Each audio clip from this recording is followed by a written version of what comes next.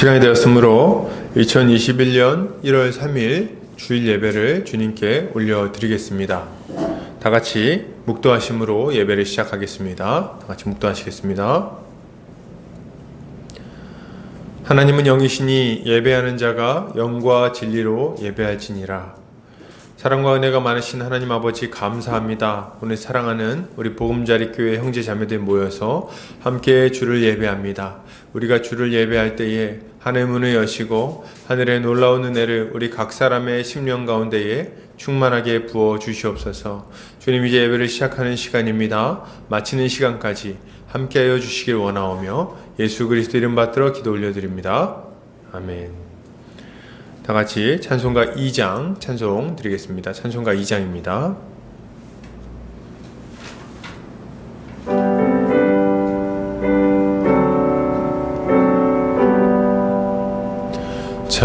찬양 성부 성자 성령 성삼위일체께 영원 무궁하기까지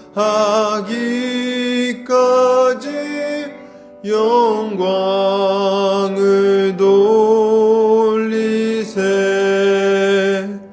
영광을 돌리세 아멘. 다 같이 사도신경으로 우리의 신앙을 고백하겠습니다. 성경 맨 앞 페이지를 참고하시면 되겠습니다.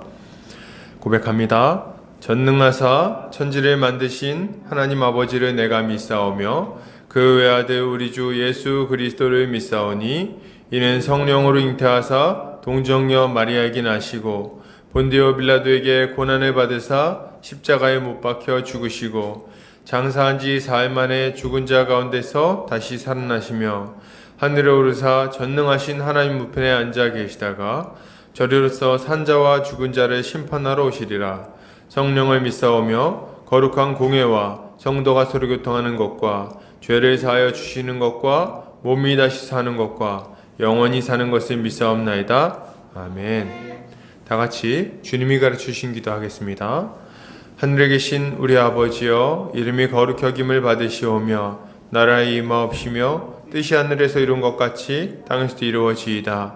오늘날 우리에게 일용할 양식을 주옵시고 우리가 우리에게 죄 지은 자를 사하여 준 것 같이 우리 죄를 사하여 주옵시고 우리를 시험에 들게 하지 마옵시고 다만 악에서 구하옵소서. 대개 나라와 권세와 영광이 아버지께 영원히 있사옵나이다.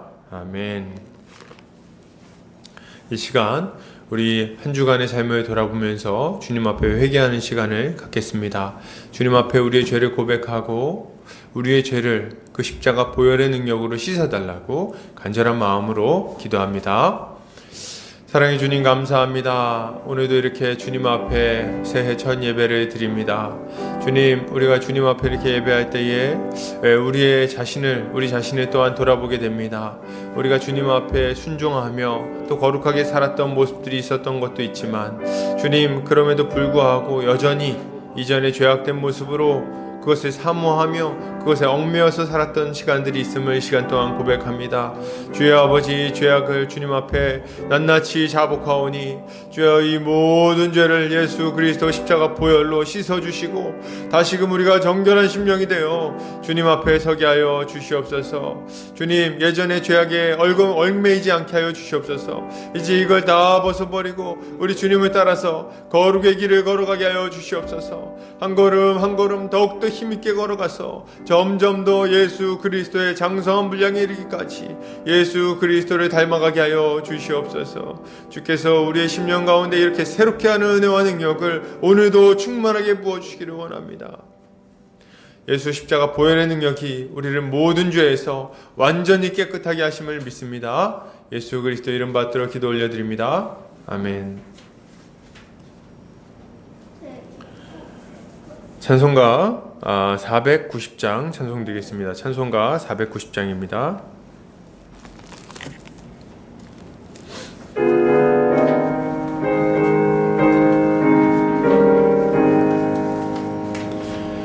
주여 지난 밤 내 꿈에 배었으니 그 꿈 이루어 주옵소서.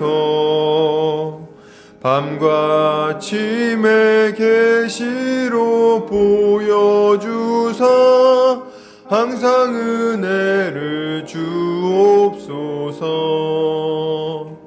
나의 놀라운 꿈 정녕 남이 끼는 장차 큰 은혜 받을 표니 나의 놀라운 꿈 정녕 이루어져 주님 얼굴을 배우리라.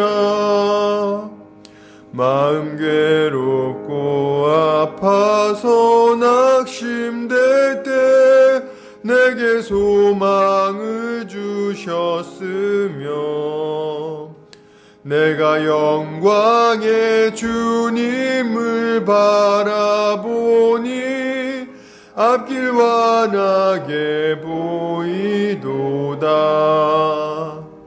나의 놀라운 꿈 정녕 남이 끼는 장차 큰 은혜 받을 표니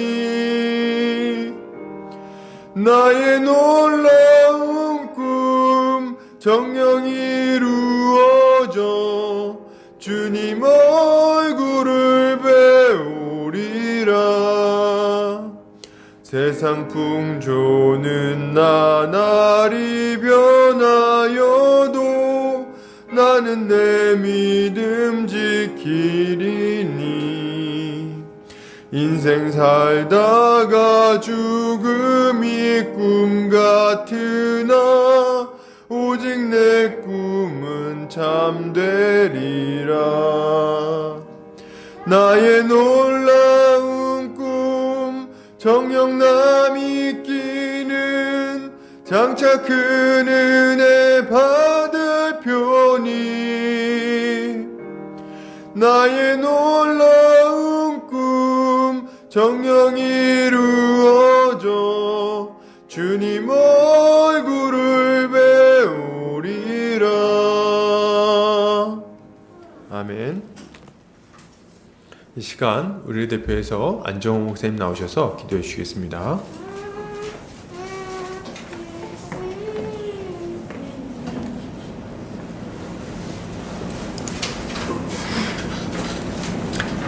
좋으신 하나님, 우리에게 2021년을 허락해 주셔서 감사합니다.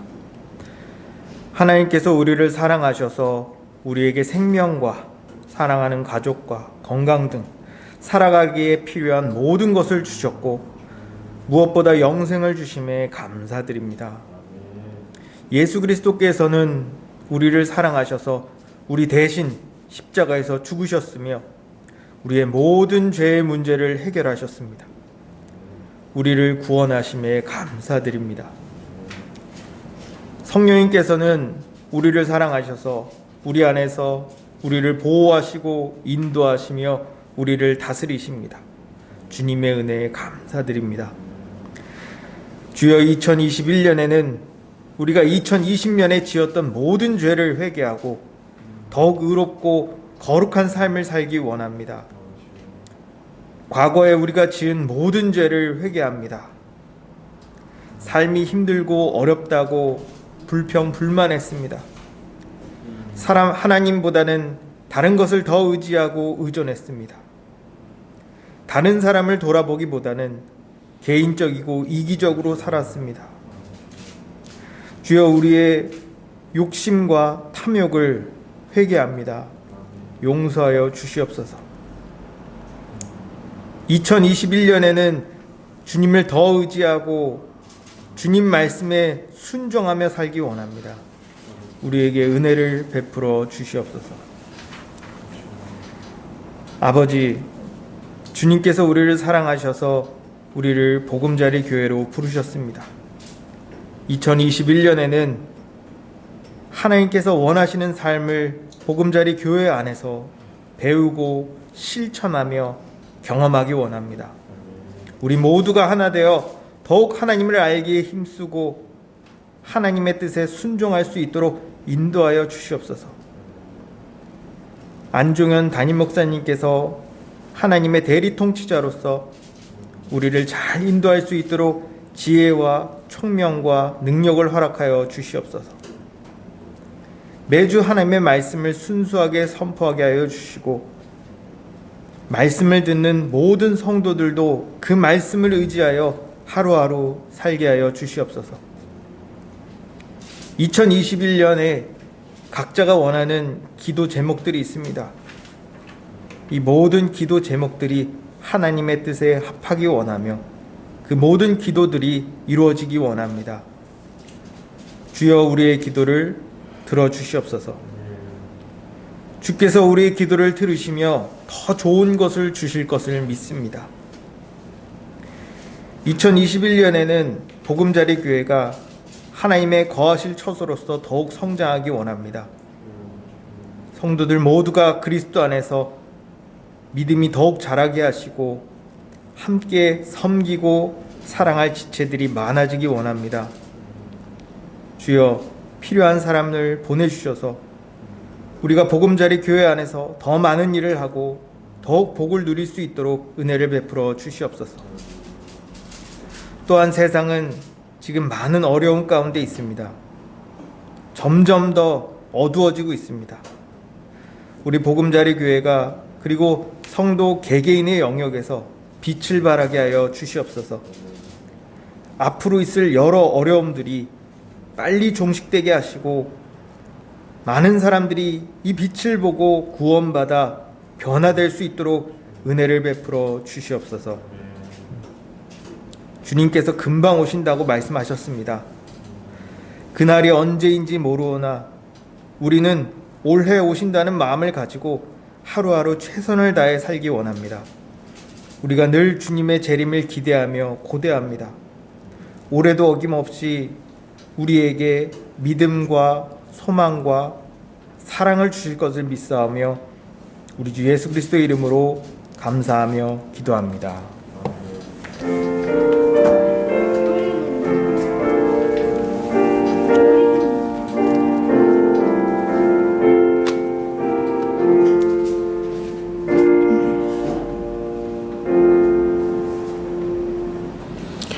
이 시간 요리문답하는 시간 갖겠습니다. 주보 오른쪽 면을 참고해 주시면 되겠습니다. 제가 질문하고 함께 답변하겠습니다. 1문. 사나 죽으나 당신의 유일한 위안은 무엇입니까?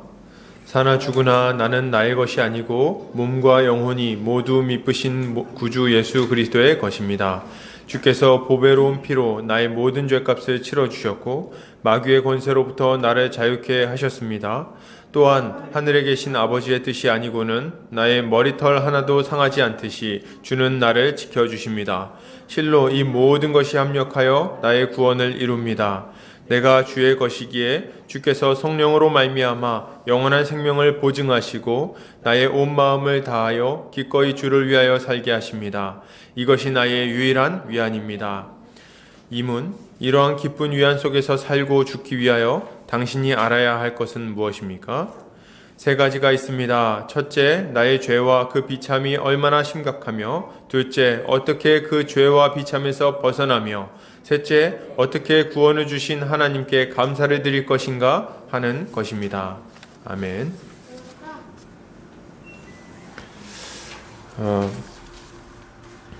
이 시간 광고 보겠습니다. 보금자리 교회에 오신 성도님들 환영합니다. 이렇게 온라인으로 함께 예배할 수 있게 된 것 감사를 드립니다. 주님 안에서 함께 자라가기를 소망합니다. 코로나19로 인해서 인사는 목례로 하도록 하겠습니다. 오늘은 오후 교육이 없습니다. 코로나가 속히 사라지도록 기도했으면 좋겠습니다. 그리고 오늘 몇몇 분들은 달력을 좀 배부를 해드리고 이렇게 하도록 하겠습니다.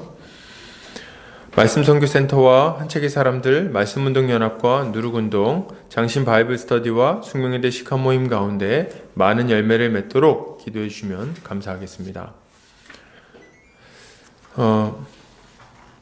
이 시간 말씀 보겠습니다. 마가복음 14장입니다. 마가복음 14장 66절에서 72절까지 말씀입니다. 마가복음 14장 66절에서 72절까지의 말씀입니다. 제 성경으로는 신약성경 83페이지에 있습니다. 제가 봉독해 올리겠습니다. 베드로는 아랫뜰에 있더니 대제사장의 여종 하나가 와서 베드로가 불 쬐고 있는 것을 보고 주목하여 이르되 너도 나사렛 예수와 함께 있었도다 하거늘 베드로가 부인하여 이르되 나는 내가 말하는 것이 무엇인지 알지도 못하고 깨닫지도 못하겠노라 하며 앞들로 나갈세 여종이 그를 보고 곁에 서 있는 자들에게 다시 이르되 이 사람은 그 도당이라 하되 또 부인하더라. 조금 후에 곁에 서 있는 사람들이 다시 베드로에게 말하되 너도 갈릴리 사람이니 참으로 그 도당이니라. 그러나 베드로가 저주하며 맹세하되 나는 너희가 말하는 이 사람을 알지 못하노라 하니 닭이 곧 두 번째 울더라. 이에 베드로가 예수께서 자기에게 하신 말씀 곧 닭이 두 번 울기 전에 내가 세 번 나를 부인하리라 하심이 기억되어 그 일을 생각하고 울었더라. 아멘.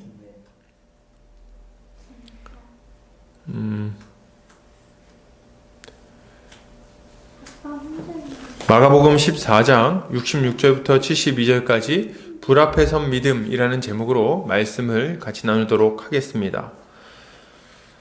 새해가 밝았습니다. 할렐루야. 올 2021년 한 해에는 우리 주님이 놀라운 은혜를 부어주실 거라고 믿습니다. 우리가 올 한 해 살아갈 때 무엇보다도 신경 써야 할 것은 우리 주님을 따라가는 것일 겁니다. 우리 주님이 걸어가신 그 십자가의 길을 잘 따라가야 되겠어요. 우리가 주님을 잘 따라가면 어떻게 됩니까?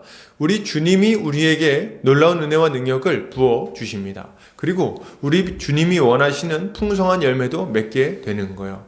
여러분, 주님을 따라 십자가의 길을 가는 것은 고통과 슬픔만을 의미하지는 않습니다. 만만한 길이라고 말할 수는 없겠죠. 그러나 우리 주님을 따라갈 때야 비로소 우리 인생의 참된 만족과 기쁨, 즐거움이 찾아오게 되는 겁니다. 이 세상에 잠깐 누리게 만드는 그 짧은 쾌락, 어떤 자극적인 어떤 것들, 이런 것들은 잠깐 있다가 없어져 버려요. 그러나 우리 주님이 우리에게 주시는 기쁨과 만족은 이런 것과는 전혀 다릅니다. 우리가 전혀 상상하지도 못했던 기쁨이 우리의 삶 가운데 찾아와서 도무지 흔들리지 않고 빼앗기지 않는 그런 즐거움이 우리 삶을 지배하게 되는 거죠. 그러므로 우리는 우리 주님을 따라가는 일을 겁낼 것이 아니라 그렇게 주님을 따라가지 못할 것을 겁내야 되는 거예요. 그리고 따라가기를 아주 힘써야 되겠죠. 그러나 방금 전에도 말씀드렸다시피 이렇게 주님을 따라가는 것은 그렇게 만만한 일은 아닙니다. 왜냐하면 비용 계산을 해야 되기 때문에 그렇습니다. 그리고 비용 계산을 하고 주님을 따라가다가도 중간에 넘어지는 때가 얼마나 많이 있나요? 그렇기 때문에 우리는 비용 계산을 할 뿐만 아니라 비용 계산을 하고 가다가 중간에 넘어졌을 때 어떻게 해야 될 것인가? 이런 것들에 대해서도 좀 고민을 해봐야 되겠습니다. 여러분, 이 시대는 정말 비용 계산을 하지 않는 시대라는 생각이 문득문득 듭니다. 그저 교회만 다니면 끝이라고 여기는 분들이 참 많다는 말이죠. 그러나 이것은 아주 잘못된 생각이에요. 참된 믿음을 가져야 됩니다. 참된 믿음. 우리 주님이 인정하실 만한 참된 믿음. 이 믿음을 가지고 있지 못하다면 이 땅에서 하나님 나라의 복을 누릴 수 없을 뿐만 아니라 결국 그 영원한 하나님 나라에도 들어가지 못하게 될 것입니다. 그런 의미에서 우리는 우리의 믿음을 늘 점검해야 되겠어요. 우리가 정말 참된 믿음을 가지고 있는가? 내가 지금 우리 주님을 따라서 잘 걸어가고 있는가? 이런 것들 말이죠.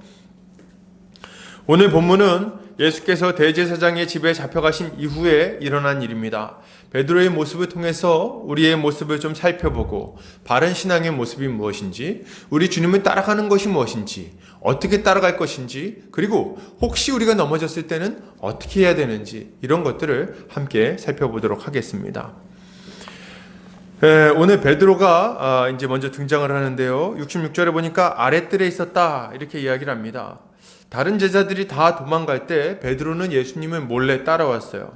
그러니까 제자들 중에서는 그래도 베드로입니다. 제자들 중에서는 그래도 베드로다. 베드로가 크게 한번 넘어지지만 오늘 그래도 주님을 따라가요. 54절에 보면 베드로가 예수를 멀찍이 따라 대제사장의 집들 안까지 들어갔다고 나와 있습니다. 아마도 베드로는 예수님이 끌려가서 어떤 일을 당하는지, 이 일의 결국이 어떻게 되는지가 좀 궁금했을지도 모르겠습니다. 또 한편으로는 그냥 우리 주님이 막 끌려가니까 어떡하지 이러면서 막 쫓아갔는지도 모르겠어요. 그래서 지금 베드로가 예수님을 막 멀찍이서 막 쫓아가고 있습니다. 보고 있는 거예요. 우리 주님 저기 가는구나.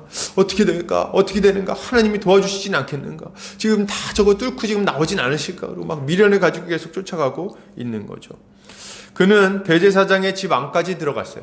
그리고 불을 쬐면서 상황을 살폈죠. 이렇게 뭐 이렇게 뒤집어 썼겠죠. 이렇게 뒤집어 쓰고 이렇게 불 쬐면서 이렇게 있었을 거예요. 불 쬐면서 이렇게 보면서. 추운 밤이었기 때문에 베드로가 화톱불 곁에서 불을 쬐는 것이 뭐 이상한 일이 아니었습니다. 굉장히 추운 밤이었어요. 그래서 거기서 지금 불을 쬐면서 기다리고 있는 거죠. 베드로의 주변에는 아랫사람들이 함께 있었습니다. 겨울에 노가다 하러 가면, 이렇게 막노동을 하러 가면 거기 이렇게 화톱불을 펴놓습니다. 그 앞에 주변에 이렇게 아저씨들 모여가지고 이렇게 춥다 이렇게 하면서 이렇게 기다리죠. 이렇게 막 기다리는 거예요. 이렇게 하다가 이제 일하기도 하고 부르면 가기도 하고 이렇게 되는 건데, 베드로도 지금 그런 상황이었어요. 베드로 주변에 아랫사람들이 다 이렇게 같이 몰려가지고 옹기종기 모여가지고 불을 쬐고 있죠. 오늘 무슨 일이 있을 것인가. 근데 그때 문제가 터집니다. 어떤 문제요? 베드로가 불을 쬐고 있는 옆으로 대제사장의 여종 하나가 찾아옵니다. 그리고 베드로를 주목해서 보죠. 이 여종은 베드로에게 너도 나사렛 예수와 있었다! 이렇게 이야기를 합니다. 갑자기 탁 소리 지르면서 탁 손가락질을 했겠죠? 너 베드로 아니야? 이렇게 얘기를 했을 것 같아요. 아마도 이 여종은 베드로에게 귀를 잘린 사람의 친척이었던 것 같습니다. 요한복음 18장 26절에 보면 이렇게 나와 있어요. 대제사장의 종 하나는 베드로에게 귀를 잘린 사람의 친척이라 이르되 내가 그 사람과 함께 동산에 있는 것을 내가 보지 아니하였느냐. 이렇게 딱 얘기를 해요. 뭐 여종이었는지는 확실하진 않아요. 그러나 그런 가능성이 있다는 생각이 듭니다. 어쨌든 종 중에 한 명이 친척이었어요. 하필이면. 그래가지고 귀 잘렸는데 그 베드로란 놈이 말이지, 우리 친척 귀를 잘랐잖아, 이 나쁜 놈이. 뭐 이렇게 얘기를 하고 있는데 보니까 베드로가 거기 서 있는 거예요. 베드로는 아주 난처한 상황에 빠졌습니다. 자신이 예수의 제자라는 것을 아는 사람이 등장했으니 예수님과 함께 끌려갈 상황이 된 겁니다. 베드로는 큰 두려움에 빠졌어요. 이제 여기 끌려가면 어떻게 돼요? 신문당하고 고문당하고, 그리고 이제 빌라도에게 끌려가가지고 십자가형을 당할 수도 있는 거 아닙니까? 굉장히 큰 두려움에 빠지는 거예요. 그래서 이 여종에게 말합니다. 나는 네가 말하는 것이 무엇인지 알지도 못하고 깨닫지도 못하겠노라. 이렇게 얘기를 해요. 그러니까 두 번 부인하죠. 알지도 못하고 깨닫지도 못하겠다. 뭐 말 들으면 알지 뭘 깨닫지 못합니까? 내가 지금 의심받고 있다는 건 모르겠어요? 근데 이제 막 이렇게 아니야 뭔 소리 하고 있는 거야? 너 무슨 소리 하는지 난 모르겠는데? 이렇게 하면서 지금 이제 가고 있는 거죠. 그리고 베드로는 앞들로, 이번에 이제 아랫뜰에서 앞들로 도망갑니다.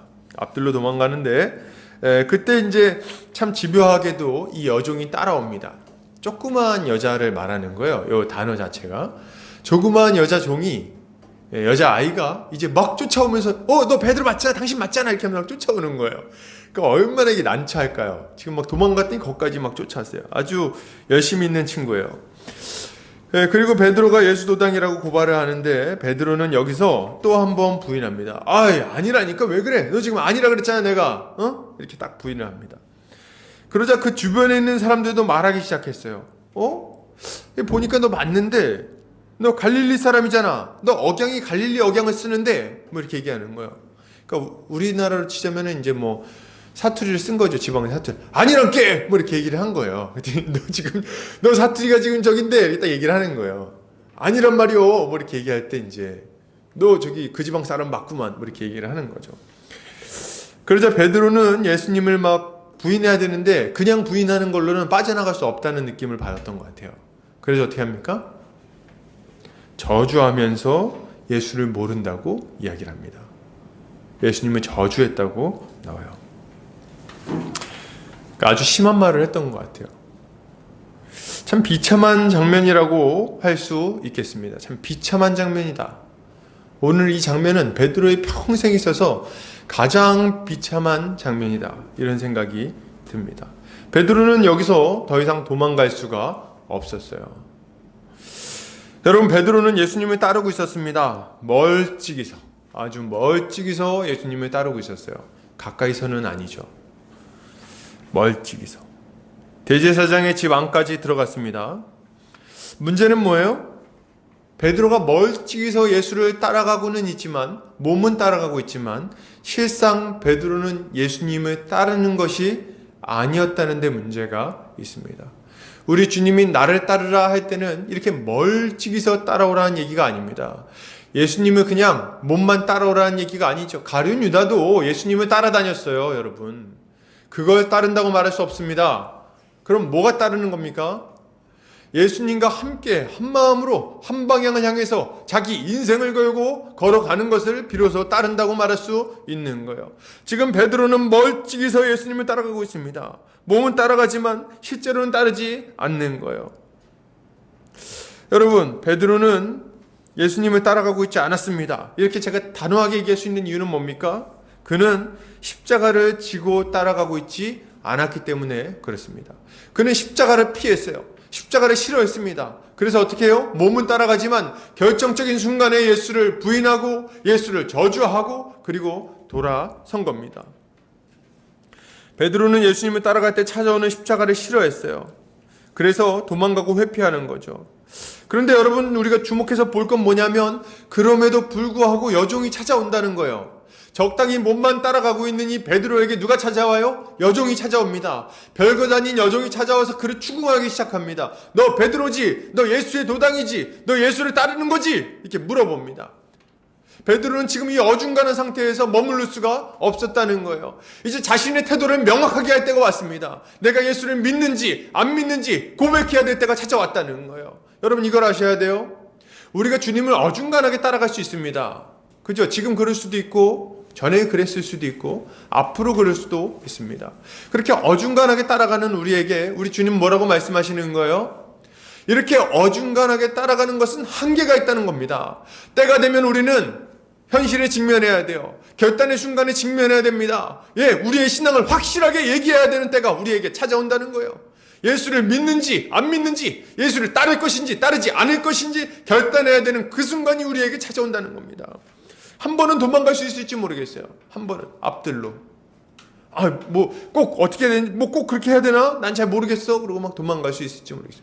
나 예수 믿는다니까. 그렇게 하고 적당히 그냥 유지할 수 있을지 모르겠어요. 난 그렇게까지 할 필요는 없다고 생각해. 이러면서 그냥 적당히 문제를 회피하면서 예수를 따르는 척 할 수도 있다는 거예요. 여러분, 그러나 여러분, 이걸 아셔야 돼요. 문제는 따라옵니다. 이 문제는 우리를 따라와서 결국에는 대답하지 않을 수 없는 순간으로 우리를 몰아붙이게 될 거예요. 예수를 믿을 것인지 부인할 것인지 십자가를 질 것인지 포기할 것인지 끝까지 우리를 몰아붙이게 될 겁니다. 여러분, 회피할 수 없는 선택의 순간이 찾아온다는 거예요. 여러분, 신자에게는 비용 계산이 요구됩니다. 우리 주님이 뭐라고 말씀하십니까? 마가복음 8장 34절에서 35절입니다. 무리와 제자들을 불러 이르시되 누구든지 나를 따라오려거든 자기를 부인하고 자기 십자가를 지고 나를 따를 것이니라. 누구든지 자기 목숨을 구원하고자 하면 잃을 것이요 누구든지 나와 복음을 위하여 자기 목숨을 잃으면 구원하리라. 우리 주님이 말씀하셨어요. 주님을 따르기 위해서는 자기를 부인하고 자기 십자가를 지고 그리고 우리 주님을 따라야 되는 거예요. 그저 따라가는 것처럼 보이는 것으로는 여러분 부족합니다. 적당히 몸이 주님을 따라가는 것 가지고는 이게 부족하다는 거예요. 교회에 몸이 오는 것 가지고는 부족하다는 거예요. 여러분, 교회 오는 건 참 잘한 일이죠. 그게 나쁜 일이겠어요. 와서 예배 드리는 거 귀한 일이죠. 그거 얼마나 좋은 일입니까? 그러나 그것만으로는 충분하지 않다는 거예요. 우리 주님을 따라간다는 보증이 되지 않는다는 겁니다. 여러분, 기도하는 것으로도 부족해요. 예배드리고 기도하고 심지어는 헌금과 봉사를 하는 것 가지고도 여러분 부족합니다. 그거 가지고는 충분하지 않아요. 이런 것은 그저 베드로와 같이 멀리서 주님을 따라가는 모습이라고 할 수 있겠습니다. 진짜 주님을 따라간다는 것은 예수 그리스도를 우리의 구주로 고백할 뿐만 아니라 비용을 계산하고 그가 가신 십자가의 길을 따라갈 때 비로소 주님을 따라간다고 말할 수 있는 거예요. 어떤 이들은 십자가를 지지 않고도 예수님을 따를 수 있다고 생각합니다. 그저 적당히 헌신하고 주님을 따르려고 그래요. 적당히. 그래서 일정 수준 이상의 비용 계산이 요구되면 자신에게 큰 손해가 있을 것 같은 때에는 뒤로 물러나게 됩니다. 그리고 그 이상은 요구하지 않기를 바라는 거예요. 뭐 이런 거죠. 교회에서 뭐 헌금도 하고 봉사도 하고 같이 뭐 이렇게 레크레이션 참여도 하고 다 한다는 거예요. 근데 그렇게 하는 것 자체는 크게 문제가 없어요. 다 비슷해요. 그때는 믿는 사람이나 안 믿는 사람이나 예수를 정말 따르는 사람이나 따르는 것처럼 그냥 보이는 사람이나 비슷합니다. 다 같이 레크레이션을 하고 다 같이 식당 봉사를 하고 다 같이 이것저것 할 수 있어요. 왜요? 거기까지는 그냥 할 수 있는 거예요. 그거는 동아리에서도 할 수 있고 그건 어떤 동호회, 뭐 산악 동호회 이런 데 가서도 할 수 있는 수준이라는 거예요. 이게 뭡니까? 그냥 친목도모를 위해서 이 사람들과의 만남이 좋아서 이렇게 같이 뭐 밥을 먹고 이렇게 하는 게 그냥 즐거워서 그렇게 할 수 있다는 거예요. 그러면 언제 그것이 지금 참된 믿음인지 아닌지가 드러나게 됩니까? 예수를 따르는 것 때문에 내가 정한 선 이상의 손해가 예상될 때, 내가 생각한 것 이상의 헌신이 요구될 때, 내 인생 전체를 던져야 되는 그런 때가 찾아올 때, 그럴 때 뭡니까? 그때 참된 믿음을 가지고 있는지 아닌지가 드러나게 되는 거예요. 이들은 이렇게 말하곤 합니다. 우리 주님께 인생을 던져야 된다. 혹은 우리 인생 전체가 주님 것이다. 그래서 우리의 선택도 우리 주님의 뜻에 합당하게 이루어져야 된다. 우리 주님 따르기 위해서는 그만한 희생을 각오해야 된다. 이런 얘기를 하면은 이런 반응이 나옵니다. 평소에는 괜찮은데 손해가 예상될 때 왜 이렇게 극단적이야? 너무 왜 이렇게 극단적이야? 그것만 예수 믿는 거야? 난 중심을 잡고 싶어. 난 너무 치우치고 싶지 않아. 난 균형 잡고 그렇게 살아가고 싶어. 어떤 분들은 뭐 이렇게도 얘기하더라고요. 난 종교에 너무 깊이 빠지고 싶지는 않아. 가정을 지켜야지. 뭐 이런 얘기들 말이죠. 그러나 여러분, 우리가 기억해야 될 것은 이겁니다. 이런 말과 생각들로는 결코 피할 수 없는 비용 계산의 순간이 여러분의 인생 가운데 반드시 찾아오게 될 거예요. 한두 번은 모른 척하고 그냥 적당히 해도 괜찮을 거라고 생각할지 모르겠습니다. 뭐 사람들도 그냥 인정해주고 말이죠. 도망갈 수 있을지 몰라요. 그러나 예수님을 따를 것인지 아니면 나 자신을 따를 것인지 결정해야 하는 순간은 반드시 찾아옵니다. 반드시 찾아와요. 인생의 결정적인 고비에 여러분은 결단해야 될 거예요. 예수를 따를 것인지, 이 인생의 성공을 따를 것인지, 나의 만족을 따를 것인지. 여러분, 우리는 하나님을 속일 수 없습니다. 하나님은 우리의 중심을 아시기 때문에 그래요. 그러니 여러분, 우리는 비용 계산을 뒤로 미루지 않아야 되겠습니다. 예수님을 따를 것인지 아니면 세상을 따를 것인지 나 자신을 따를 것인지 선택을 해야 되는 거예요. 어중간하게 예수를 따르는 자들은 부끄러움을 당하게 될 겁니다. 비용 계산을 뒤로 미루다가 나중에 포기하게 되면 그 손해가 얼마나 크겠습니까? 누가복음 14장 28절에서 32절 제가 봉독해 드리겠습니다. 너희 중에 누가 망대를 세우고자 할진대 자기의 가진 것이 준공하기까지에 족할는지 먼저 앉아 그 비용을 계산하지 아니하겠느냐. 그렇게 아니하여 그 기초만 쌓고 능히 이루지 못하면 보는 자가 다 비웃어 이르되 이 사람이 공사를 시작하고 능히 이루지 못하였다 하리라.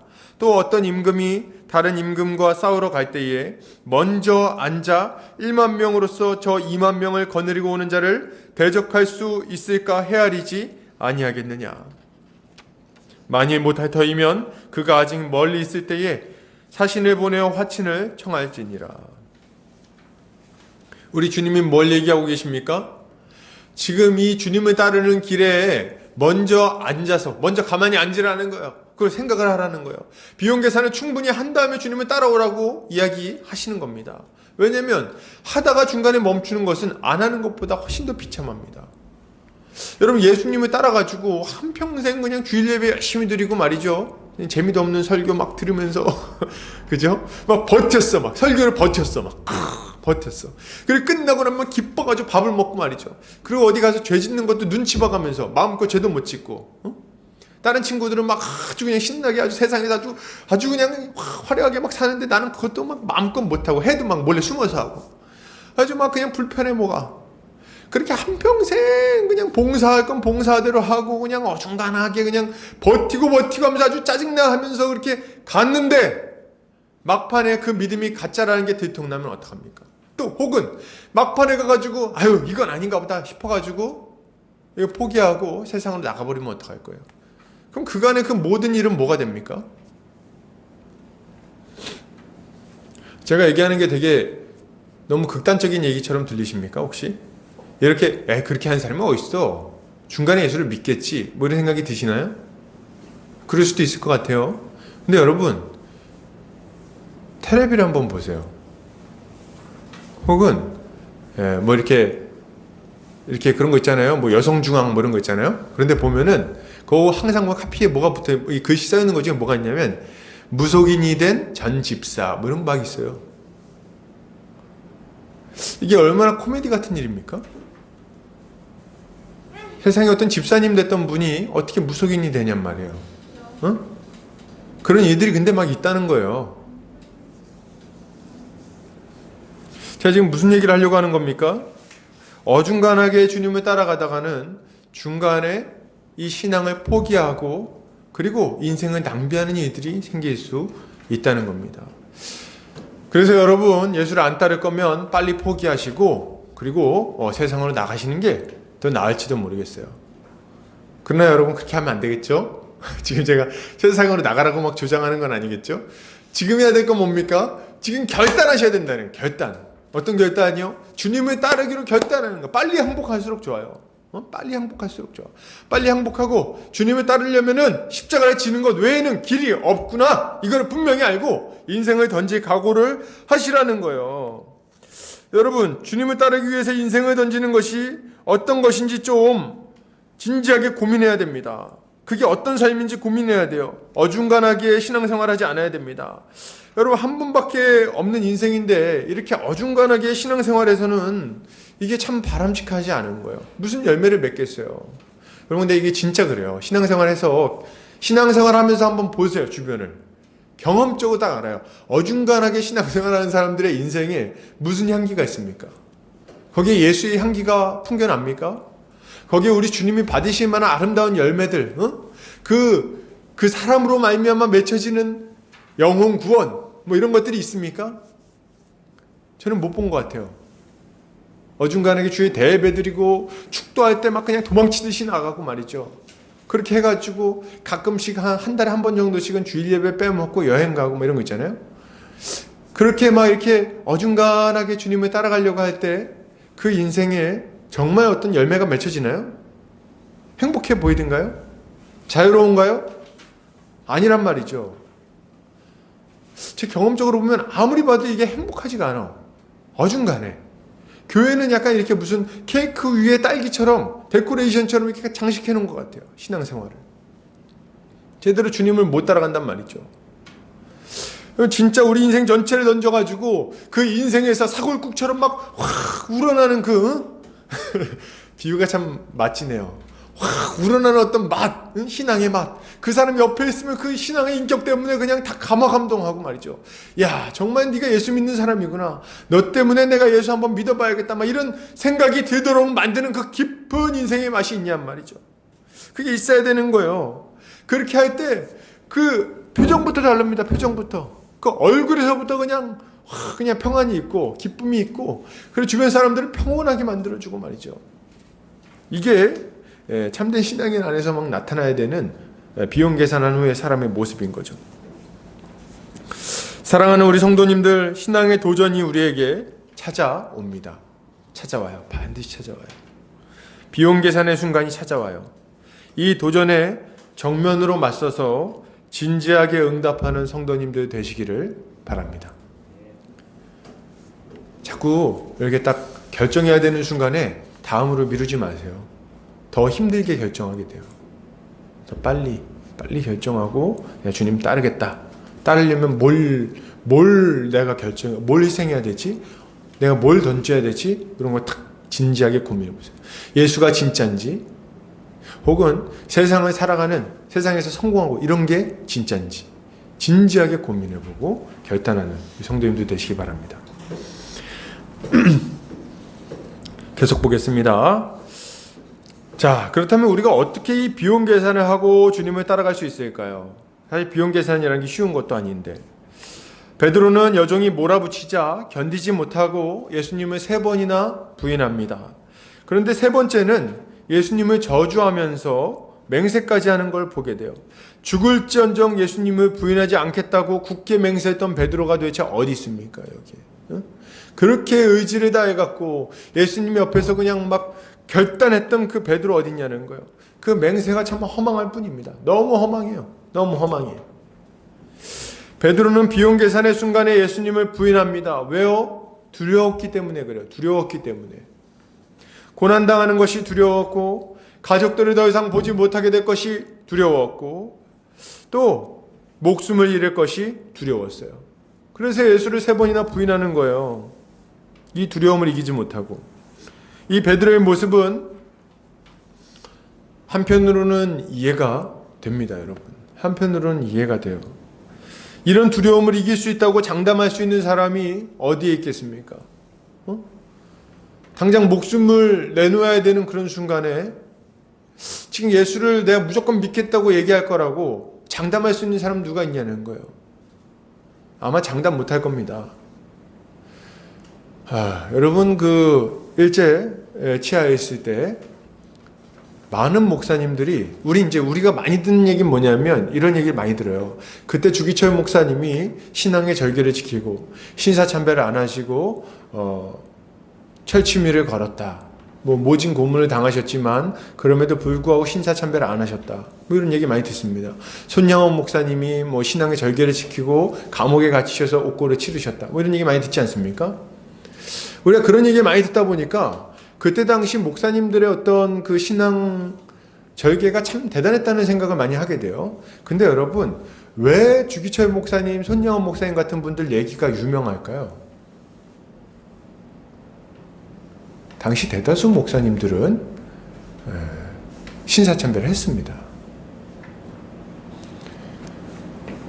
한강에 가서 속옷바람으로 몸을 씻고 그리고 동방요배를 드렸어요. 천황폐하께 경배를 드린 거죠.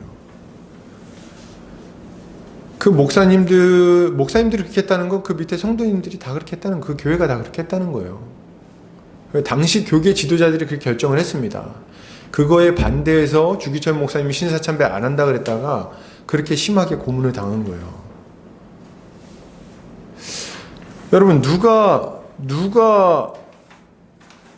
두렵지 않다고, 누가 나는 그런 일 없다고 그렇게 장담할 수 있겠어요? 누군가 장담한다면 그는 자신을 과신하는 사람이거나 거짓말장일 겁니다. 그런데 그럼에도 불구하고, 우리가 이런 것들 다 이해함에도 불구하고 오늘 이 베드로의 모습이 너무 불편하게 느껴지는 이유는 뭘까요? 오늘 본문을 보면 베드로를 보면 마음이 불편해요. 예수님이 3번이나 부인하는 이 모습을 보면 마음이 불편하다는 거예요. 베드로의 두려움을 충분히 이해하면서도 마음이 불편합니다. 왜요? 왜 우리 마음이 이렇게 불편합니까? 우리 어쩔 수 없어. 누가 저기서 저거 버티겠어? 이렇게 얘기하지 못하고 우리가 이렇게 불편해하는 이유가 뭐냐는 거예요. 우리 마음 막 슬프고 고통스러운 이유가 뭡니까? 그 이유는 분명합니다. 그 바로 앞에 나오는 우리 예수님의 모습이 너무 확실하게, 확연하게 대조되기 때문에 그래요. 예수님은 너무나도 담담하게, 너무나도 당당하게 이 신문의 과정을 마치고 고문을 당하러 가십니다. 십자가를 지러 너무 당당하게 걸어가신다는 거예요. 그 장면이 아직 우리의 뇌리에 너무 깊이 남아 있어서 지금 베드로의 모습이 불편한 거예요, 여러분. 여러분, 예수님은 하나님의 아들이니까 그렇게 했다고요? 예수님은 그런 것 정도 별로 두려워하지 않으신다고요? 여러분, 그거 아주 큰 오산입니다. 겟세마네에서 예수님의 모습을 한번 보세요. 심히 두려워했고, 심히 슬퍼했고, 내 마음이 심히 떨려 고민하여 죽게 됐다고 말씀하십니다. 베드로보다도 훨씬 더 큰 고통과 슬픔과 두려움에 빠져 있는 것을 우리가 목격하는 거예요. 예수님은 하나님의 아들이었기 때문에 두려움이 없었던 게 아닙니다. 우리 주님은 지금 완전한 사람으로서 이 십자가의 길을 걸어가고 계세요. 무엇보다도 우리가 그분의 그 피는 피땀 흘리는 땀이 피같이 변하는 그 기도를 볼 때 그분이 얼마나 스트레스를 많이 받았는지를 우리는 금방 알 수가 있는 거죠. 자, 그렇다면 베드로와 주님의 차이, 베드로와 그리스도의 차이는 어디서부터 비롯된 걸까요? 왜 주님은 십자가의 길을 담대하게 걸어가실 수 있었고 베드로는 그 길에서 도망가게 되었습니까? 우리는 그 이유를 잘 살펴볼 필요가 있어요. 우리도 비슷한 결과가 나올 거기 때문에 그렇습니다. 첫 번째 이유는 하나님의 말씀을 믿고 의지하고 순종하지 않았기 때문에 그렇습니다. 주님은 산상수훈에서 이렇게 말씀하세요. 마태복음 7장 24절에서 27절입니다. 그러므로 누구든지 나의 이 말을 듣고 행하는 자는 그 집을 반석 위에 지은 지혜로운 사람 같으리니 비가 내리고 창수가 나고 바람이 불어 그 집에 부딪히되 무너지지 아니하나니 이는 주추를 반석 위에 놓은 까닭이요 나의 이 말을 듣고 행하지 아니하는 자는 그 집을 모래 위에 지은 어리석은 사람 같으리니 비가 내리고 창수가 나고 바람이 불어 그 집에 부딪힘에 무너져 그 무너짐이 심하니라. 아멘. 우리 주님은 말씀을 듣고 행하는 사람에 대해서 말씀하십니다. 그는 지혜로운 사람이에요. 비가 내리고 창수가 나고 바람이 불어 그 집에 부딪힐 때 그 기초가 반석 위에 있기 때문에 무너지지 않습니다. 순종하지 않는 사람은 어떻게 돼요? 말씀을 듣기는 듣지만 순종하지 않는 사람들, 그런 사람들은 어떻게 됩니까? 아주 심하게 그 집이 무너지게 된다고 말씀하십니다. 모든 사람은 이런 큰 시험의 때를 만나요. 십자가를 질 것인가 지지 않을 것인가 결단해야 되는 그런 큰 시험의 때를 만납니다. 그런데 이 시험을 이기기 위해서 필요한 게 뭐냐는 거예요. 바로 말씀에 순종하는 삶이 필요하다는 겁니다. 이제까지 이렇게 순종하며 살아왔던 그 삶, 그 버텨내는 그 반석, 이게 필요하다는 거예요. 그때 어떻게 됩니까? 그 고난의 순간을 이겨낼 수 있다는 얘기를 하고 있는 겁니다. 여러분, 우리 주님은 그러셨나요? 예, 그러셨어요. 우리 주님은 하나님의 말씀을 한 번도 어기신 적이 없습니다. 하나님의 말씀을 전하셨을 뿐만 아니라 본인이 그 하나님의 말씀에 100% 순종하셨어요. 자기가 말한 대로 그대로 지키기 위하여 정말 밤이 맞도록 기도하시면서 말씀에 순종하십니다. 그렇게 끈질기게 순종하고 지키고 또 자기 자신을 쳐서 복종시키고 이렇게 계속해서 순종하신 결과가 뭡니까? 십자가 앞에서 묵묵하게 당당하게 십자가의 길을 걸어가는 결과로 나타나게 되는 거예요. 삶은 일관성이 있습니다, 여러분. 이제까지 하나님 말씀을 적당히 지키고 적당히 듣고 적당히 외면하고 살았던 사람이 비용 계산을 해야 되는 결정적인 순간에 주님을 따를 수 있다고요? 그런 말은 거짓말이에요. 그런 말이 어디 있습니까? 이제까지 충성스럽게 주님 말씀을 삶에서 작은 것부터 하나하나 지켜오지 않은 사람이 어떻게 주님을 따라갈 수 있냐는 거예요.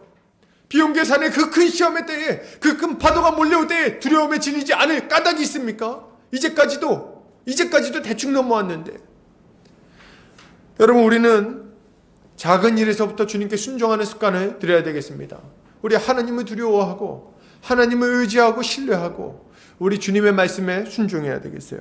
그렇게 할 때 비로소 결단의 순간에 뒤로 물러나지 않고 주님께 순종할 수 있는 겁니다. 여러분, 주님은 제자들에게 십자가에 달리실 것이라는 말씀을 언제부터 하십니까? 마가복음 8장에서부터 하십니다. 그러니까 우리 주님이 지금 갑자기 난데없이 이렇게 봉변을 당하시는 게 아니라는 거예요. 그죠? 지금 8장에서부터 주님이 계속 얘기하시는데 뭐라 그래요? 내가 올라가면, 예루살렘 올라가면 잡혀서 고난당하고 그리고 십자가에 달려 죽을 것이다. 그리고 뭐라 그래요? 3일 만에 다시 살아날 것이다. 이 얘기를 성경에 나온 것만 3번 이야기하십니다. 근데 성경에 여기 기록된 것만 3번이지 중간중간에 계속 그걸 가르치셨다고 얘기를 하고 있어요. 십자가에 관한 걸 자세히 알려주기 위해서 다른 일을 안 했다. 뭐 이런 얘기가 나오잖아요. 그러니까 십자가에 관한 가르침이 계속해서 제자들에게 있었던 겁니다. 지금 베드로가 또 제자들이 예수님을 따라가지 못한 이유는 아주 분명해요. 뭡니까? 이 말씀을 안 믿은 거예요. 안 믿었어요. 이 말씀을 믿지 않았을 뿐만 아니라 이 말씀에 나와 있는 대로 순종하지도 않았습니다. 그들은 십자가의 길을 걸어갈 마음 별로 없었어요. 우리 주님이 이 8장 이후로 계속 얘기하시는 게 뭐예요? 십자가의 길을 따라가는 제자의 삶에 대해서 계속해서 이야기하십니다. 제자도. 그게 뭐예요? 작은 자, 이 어린아이 같이 지극히 작은 자를 섬기는 것.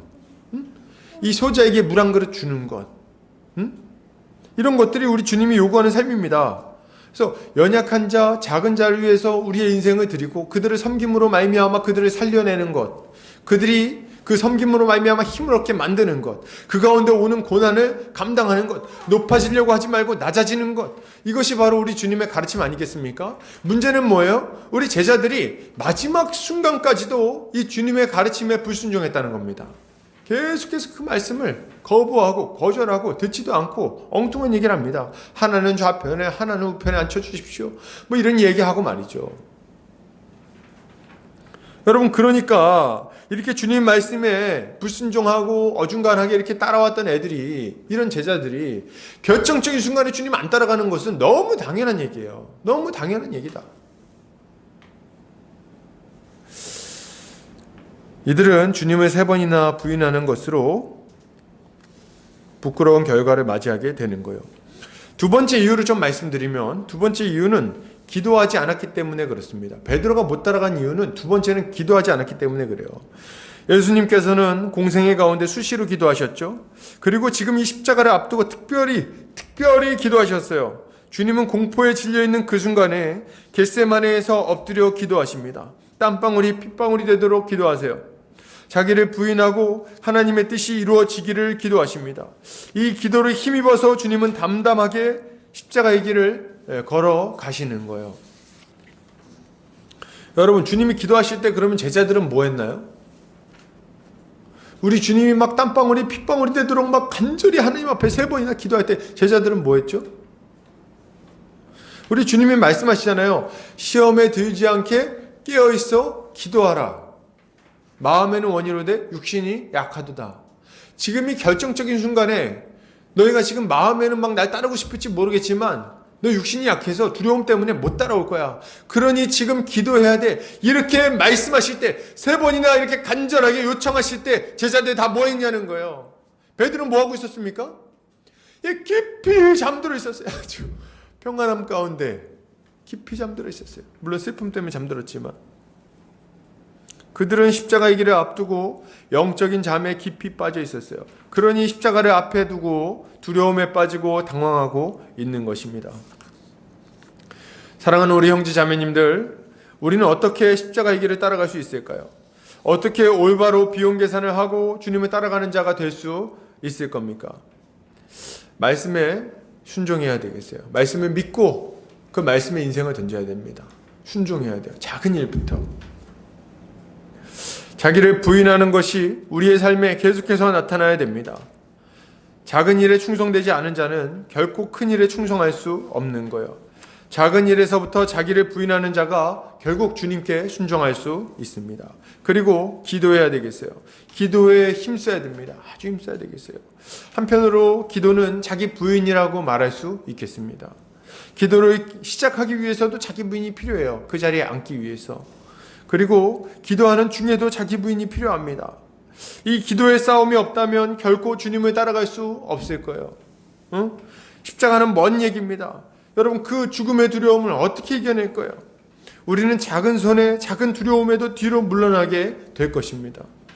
그러나 여러분, 우리가 만약 순종의 자리에 머무른다면, 우리가 만약 기도의 자리에 머무른다면, 그렇다면 우리는 멋지게 주님을 따라갈 수 있을 거예요. 이때 주님을 3번이나 부인하는 비참한 자리에 빠지는 것이 아니라 우리 주님을 따라서 자기 목숨을 기꺼이 내어줄 수 있을 정도로 담대한 모습으로 세워질 수 있을 겁니다. 이게 우리가 십자가의 길을 따라가는 비결인 거예요. 주님께 순종하며 기도하는 성도님들 되시기 바랍니다. 마지막으로, 그러나 이제 우리가 이렇게 주님을 따라가는데, 주님을 이렇게 따라가다가 넘어지면 어떻게 합니까? 넘어지면 어떡하죠? 우리 걱정 아니면, 이게 항상 우리의 두려움이에요. 내가 주님 잘 따라가고 있었는데 중간에 넘어지면 어떡하지? 중간에 실패하면 어떡하지? 중간에 실수하면 어떡하지? 나한테 딱 이렇게 어떤 나쁜 놈이 와가지고 막 총들이 되면 그래도 내가 예수 믿을게요 뭐 이렇게 할지 모르겠는데 막 칼 같은 거 가지고 와서 막 너 예수 믿을래 안 믿을래 뭐 이렇게 하면은 나 예수님 부인할 것 같은데 그러면 어떡하지? 뭐 이런 두려움이 우리한테는 있습니다. 뭐 이런 사실 우리한테 누가 칼들이 되고 예수 믿을 거냐 안 믿을 거냐 뭐 이렇게 물어볼 일은 없을 거예요, 여러분. 아마 그런 거 거의 없을 겁니다. 주님도 뭐 제가 어디서 들었는지 기억이 안 나는데 주님도 사람 보는 눈이 있다고. 그래서 이렇게 우리가 그렇게 못할 걸 알고 그렇게 안 하십니다. 근데 여러분, 우리가 넘어졌을 때 그때 어떻게 우리는 다시 일어나서 십자가의 길을 따를 수 있겠는가? 이게 우리의 또 중요한 관심사입니다. 함께 한번 볼 텐데요. 베드로가 세 번째 예수님을 부인할 때 닭이 두 번째로 옵니다. 다른 성경을 보면 연결된 성경을 보면 베드로가 세 번째 예수님을 저주하면서 부인할 때 예수님하고 눈이 마주쳤다고 나와요. 부인하고 있는데 예수님하고 딱 눈이 마주쳤어. 하필이면 주님이 그때 날 딱 쳐다보시는 거예요. 그래서 눈이 딱 마주치고 나니까 양심에 아주 큰 가책을 느끼죠. 그죠? 근데 갑자기 닭이 또 두 번째 오는 거예요. 그러니까 아차, 아뿔싸, 내가 넘어졌구나. 그때 깨닫는 거죠. 얼마나 부끄러웠을까요? 얼마나 민망했을까요? 베드로는 밖으로 나가서 막 도망갑니다. 도망가서 정말 비통한 눈물을 흘리고 맙니다. 정말 비통하게 눈물을 흘려요. 실패자의 눈물이죠. 오늘 이 장면은 베드로에게 있어서 가장 큰 실패, 가장 큰 낙심을 보여줍니다.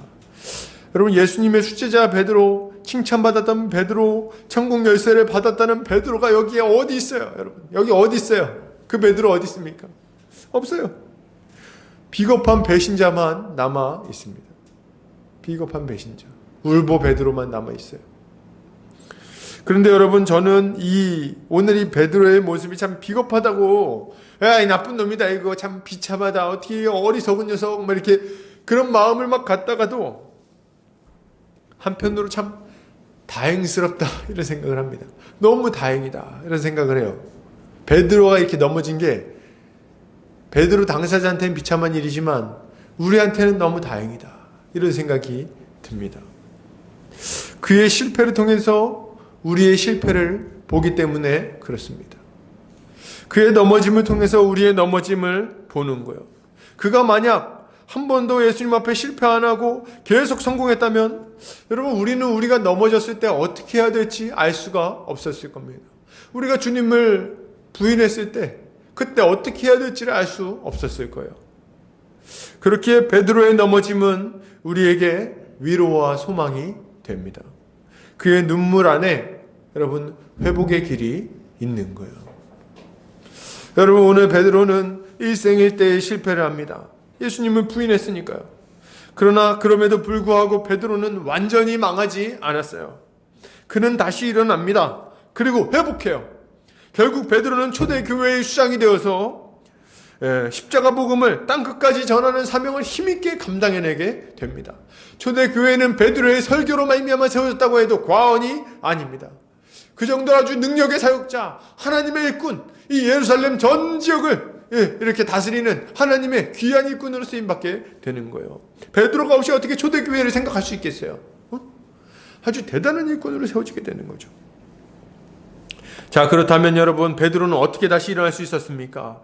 그는 어떻게 이렇게 비참한 패배에서 일어나 다시 회복할 수 있었냐는 거예요. 그 답은 여러분, 눈물에 있습니다. 그 답은 눈물에 있어요. 베드로는 닭이 두 번째 울었을 때 예수님의 말씀을 기억했습니다. 말씀을 기억했어요. 그리고 자신이 잘못했다는 것을 퍼뜩 깨닫습니다. 그리고 깊이 후회했어요. 깊이. 그 후회가 비통한 눈물로 터져 나온 거예요. 내가 그냥 여기서 죽을 거를, 내가 여기서 그냥 주님 따라간다 그러고 죽을 거를, 여기서 주님을 비난하고 주님을 저주하고 내가 3번이나 예수님을 부인했구나. 그냥 거기서 죽을 거를.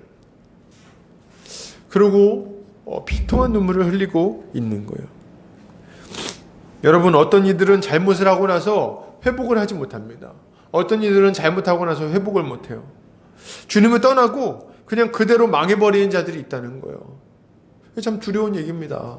주님을 떠나고 죄 가운데 막 살아가는데 중간에 돌이키지를 못하고 끝까지 가버리는 거예요. 그래서 망해버려. 완전히 영원히 망할 뿐만 아니라 영원히 망해버리는 경우가 있다는 거예요. 그들의 특징은 뭡니까? 그 특징이 뭐예요?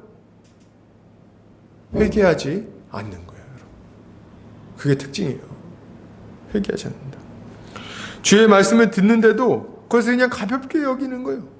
잘못을 지적하는데도 불구하고 그것을 다른 사람들 이야기로 여깁니다. 그저 불쾌하게 여기거나 가볍게 여겨요. 그 결과는 뭡니까? 양심의 화인을 맞는 겁니다. 그리고 그 영혼이 완전히 망해버려요.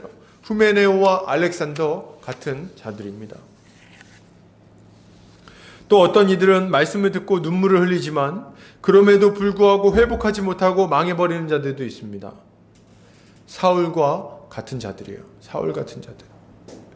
그러니까 제가 보면은 어떤 사람들은 청년 때 만났던 제 후배들 같은 경우, 후배 중에 어떤 돌이켰길 바라는데 그 친구 아직도 생각이 나요. 하나님 앞에 회개하는 것을 우습게 여기더라고. 우습게 여겨야죠. 아유, 나중에 회개하면 되지 뭐. 나중에 회개하면 되지 뭐. 여러분, 이런 말이 어떻게 나올 수가 있습니까? 그냥 하나님은 뭡니까 그럼? 하나님은? 이런 말은 하나님을 인격적인 하나님으로 믿지 않는 거예요.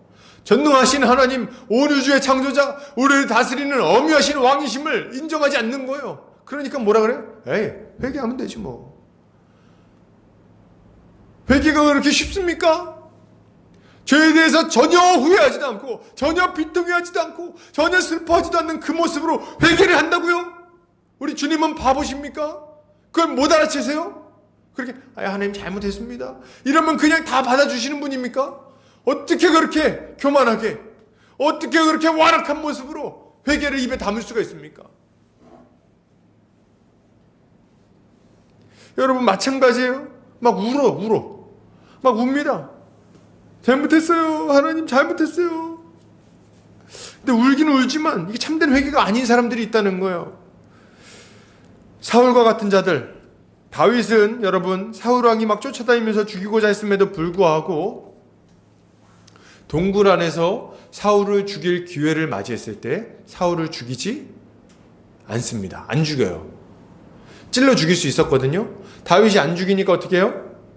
그 부하가 와가지고, 다윗의 부하가 와가지고, 내 주여, 제가 하나님께서 원수의 생명을 우리의 손에 붙였습니다. 제가 하겠습니다. 이렇게 얘기를 한단 말이에요. 그때 다윗이 뭐라 그러냐면, 손대지 마라. 하나님의 기름 부음 받은 자를 우리가 그렇게 할 수 없다. 이렇게 딱 막습니다. 그리고 사울의 옷자락을 딱 찢습니다. 그리고 그걸 가지고 와요. 그리고 나서 사울이 나중에 깨가지고 딱 밖에 나왔는데 맞은편에 딱 서가지고 이거 딱 보여줍니다. 왕이시여! 이제 사울이 죽이려고 다윗 저기 있다 죽여야지 이렇게 막 하고 있는데 딱 보여주면서 얘기해요. 이 물병과 이 옷이 누구 겁니까? 막 말해요. 이거 왕 거 아닙니까? 제가 방금 전에 하나님께서 왕의 목숨을 저희 손에 주었지만 저는 왕의 목숨을 여호와의 기름 부은 왕을 행하는 것을 죽이는 것을 허하지 않았습니다. 제 결백을 이것이 증명합니다. 이렇게 얘기를 한단 말이에요. 그랬더니 이 얘기를 듣고 사울이 막 웁니다. 사무엘상 24장 16절이에요. 다윗이 사울에게 이같이 말하기를 마침에 사울이 이르되 내 아들 다윗아 이것이 내 목소리냐 하고 소리를 높여 울며. 예, 사울이 울었어요, 여러분. 사울이 울었다고요. 눈물을 흘리면서 후회합니다. 내 아들아 이렇게 부르는 거 볼 때 내가 다윗한테 지금 못할 짓 하고 있구나. 내가 왜 정신이 나갔었지. 이런 생각을 했던 것 같아요. 그래서 후회합니다. 그리고 울었어요. 문제는 뭡니까? 이렇게 울고 나서 다시 다윗을 죽이고자 한다는 거예요. 이렇게 울고 나서 자신의 그 완악한 죄를 회개하지 않고 도리어 자기의 그 권력을 위해서 계속해서 다윗을 죽이려고 하는 겁니다. 여러분, 회개했다면 죄에서 떠나야 되는 거예요, 여러분. 눈물을 흘리면서 죄에서 떠나지 않는다면 그 눈물이 무슨 의미가 있겠어요? 여러분, 그 눈물이 무슨 의미가 있겠어요? 아주 가증스러운 눈물 아닙니까? 비통한 눈물을 흘렸으면은 그럼 이제 죄를 짓지 않아야지. 그죠? 이런 눈물은 그냥 감정의 움직임에 불과한 거예요. 여러분, 참된 회개는 무엇입니까? 우리의 영혼을 살리는 그런 회개는 뭔가요? 다시금 벌떡 일어나서 십자가의 길을 갈 수 있도록 만들어주는 참된 회개는 뭡니까? 그것은 주의 말씀을 기억하고 그 말씀으로 돌이키는 회개입니다. 죄에서 떠나 죄와 싸우는 노력이 요구되는 그런 회개인 거예요. 거룩을 향한 몸부림이 있어야 되겠습니다. 주님의 뜻에 순종하려고 아주 애써야 된다는 거예요. 이렇게 할 때 비로소 참된 회개라고 말할 수 있습니다. 그런 의미에서 회개하는 자는 다윗과 같이 기도할 수밖에 없어요. 시편 51편 10절에서 12절입니다. 하나님이여, 내 속에 정한 마음을 창조하시고 내 안에 정직한 영을 새롭게 하소서. 나를 주 앞에서 쫓아내지 마시며 주의 성령을 내게서 거두지 마소서. 주의 구원의 즐거움을 내게 회복시켜 주시고 자원하는 심령을 주사 나를 붙드소서. 이게 회개하는 자의 기도입니다. 다윗은 다시 정한 마음, 정직한 영을 새롭게 하시기를 구했어요. 그리고 하나님 앞에서 자신이 멀어지는 것을 아주 두려워했어요. 이거 두려워했어요. 하나님하고 멀어지면 어떡하지? 두려워했어요.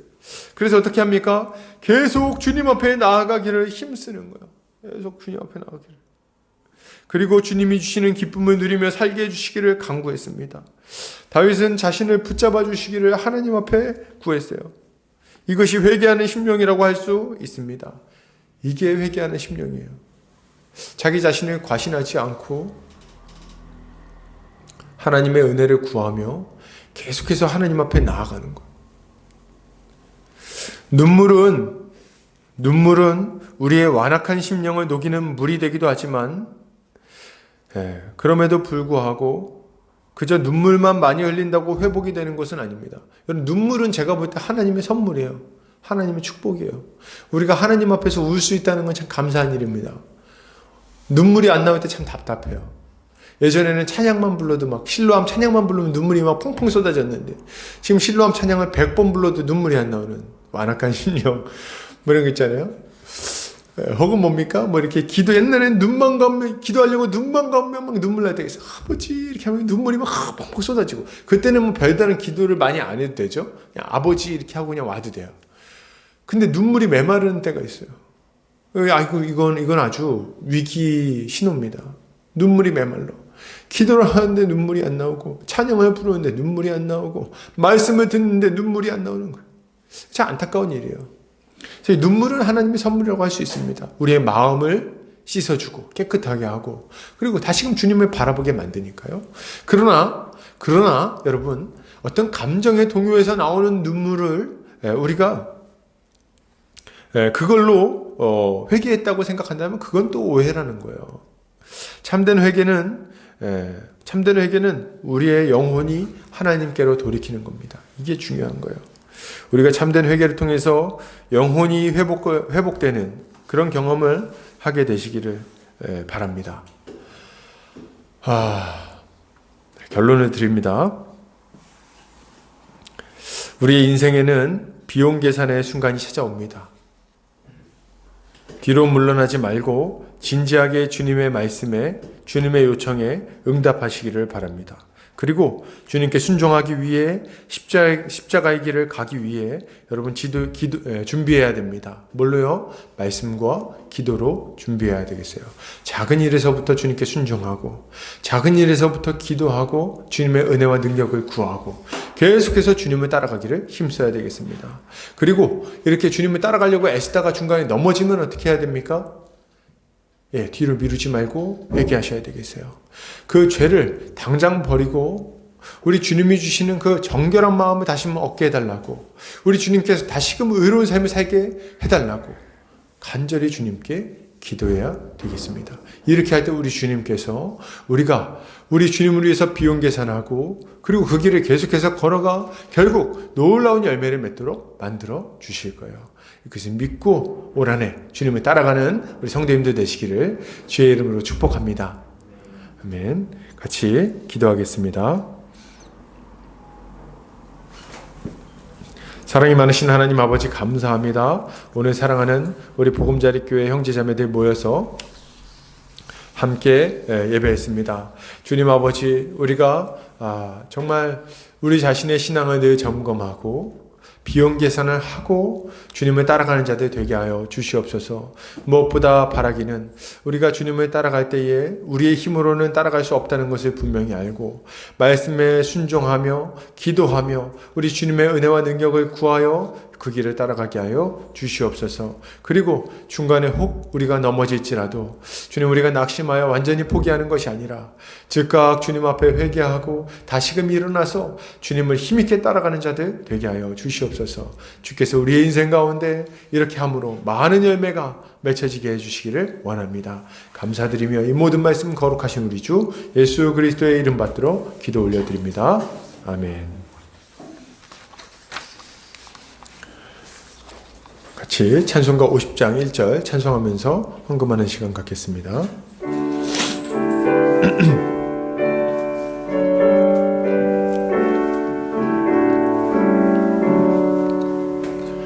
내게 있는 모든 것을 아낌없이 드리네. 사랑하고 의지하며 주만 따라 살리라. 주께 드리네, 주께 드리네. 사랑하는 구주 앞에 모두 드리네. 아멘. 기도합니다. 사랑과 은혜가 많으신 하나님 아버지 감사합니다. 오늘 사랑하는 우리 보금자리 교회 형제자매들 함께 주님 앞에 예배했습니다. 주님, 우리가 주님 앞에 우리의 마음과 우리의 물질과 우리의 인생 올려드리오니 주님 받으시고 주님 마음껏 사용하셔서 우리의 인생 전체가 하나님 보시기에 기쁘고 복된 인생 되게 하여 주시옵소서. 그리고 주의 몸된 교회가 건강하게 세워지게 하여 주시옵소서. 주님 아버지, 물질 때문에 울고 웃고 하지 않도록 넉넉히 채워주시고 우리 주님의 채우심으로 말미암아 정말 우리가 감사하며 또 자족하며 기쁘게 또 인생을 살아가게 하여 주시옵소서. 주님, 우리 사랑하는 성도들 믿음을 위하여 기도합니다. 새해가 시작되었습니다. 주님, 더 견고하고 더 강건한 믿음, 더 풍성한 믿음 가질 수 있게 하여 주시고, 주님이 어려운 시기에 우리 주님을 따라서 인격이 더욱더 성숙하는 우리가 되게 하여 주시옵소서. 모이지 못하지만 그럼에도 불구하고 마음으로 함께 있어 우리가 서로를 위해서 기도하고 격려하는 우리가 되게 하여 주시옵소서. 주여 아버지, 우리 보금자리 교회 형제 자매들 가정마다 하나님의 은혜가 넘쳐서 정말 주님 다 강건하게 하여 주시고 그 가정마다 예수 믿는 놀라운 역사가 일어나게 하여 주시옵소서. 간절히 바라옵기는 주님, 우리 가족들 가운데에 예수를 믿지 않는 자 회심하여 예수 믿게 된 역사가 일어나게 하여 주시고, 또 어린 영혼들 같은 경우는 어려서부터 하나님의 말씀으로 훈련받아 하나님의 일꾼으로 잘 양육받게 하여 주시옵소서. 주님 아버지, 진로를 놓고 고민하는 자에게는 주님께서 지혜와 명철함을 주셔서 그 길 발걸음을 인도하여 주시고 그로 말미암아 주님의 뜻대로 살아가게 하여 주시옵소서. 주께서 우리 모든 성도들 가정과 믿음을 지켜주시기를 원합니다. 이제는 예수 그리스도의 은혜와 하나님 아버지의 그 극진하신 사랑하심과 성령의 감화감동 교통인도 충만하신 은혜가 이제 비용 계산을 하고 우리 주님을 따라 한평생 주님 살아가기로 결단하는 모든 형제자매들 머리 위에, 넘어질 때마다 회개하고 주님께 돌이키기로 결단하는 모든 형제자매들 위에, 보금자리 교회 위에 이제로부터 영원까지 함께 있을지어다. 아멘.